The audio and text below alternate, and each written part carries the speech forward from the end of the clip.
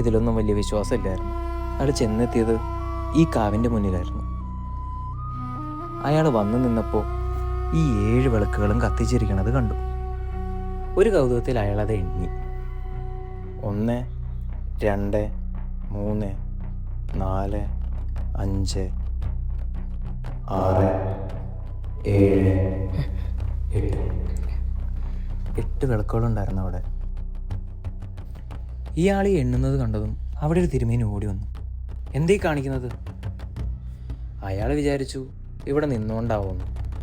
അപ്പോൾ തിരുമേനി പറഞ്ഞു, ഇവിടെ ആരും ഇത് ചെയ്യാറില്ല. ഇങ്ങനെ എണ്ണി തിട്ടപ്പെടുത്തിയവരാരും നാളെ പകൽ വെളിച്ചം കണ്ടിട്ടില്ല. ഇത് കേട്ടതും അയാൾ പുച്ഛത്തോടെ പറഞ്ഞു, ഇതൊക്കെ ആരെങ്കിലും വിശ്വസിക്കുമോ? ഇത് കേട്ട ഉടനെ തിരുമേനി പറഞ്ഞു, തനിക്ക് ജീവൻ വേണമെങ്കിൽ എവിടെയെങ്കിലും പോയി ഒളിച്ചോളൂ. രാത്രി സമയമാണ്, എന്ത് സംഭവിക്കുന്ന അറിയില്ല. അയാൾ വലിയ കാര്യമാക്കിയില്ല. അയാൾ നേരെ പോയി സാധാ രീതിയിൽ ഒരു കുടിലുണ്ടായിരുന്നു, അവിടെ തൽക്കാലം താമസിക്കാവുന്ന രീതിയിൽ അയാൾ നിന്നു. പക്ഷേ രാത്രിയായപ്പോൾ അയാൾ ആ വാതിലിൽ മുട്ട് കിട്ടും. അയാൾ തുറന്നു നോക്കിയപ്പോൾ ആരും ഉണ്ടായിരുന്നില്ല. ആരോ അയാളെ പിടിച്ചുകൊണ്ടുപോയി. രാവിലെ ആയപ്പോൾ ഈ തിരുമേനി ആ കാവിൻ്റെ അടുത്തേക്ക് വന്നു. നോക്കുമ്പോൾ 7 വിളക്ക് കത്തിയിരിക്കുന്നുണ്ട്.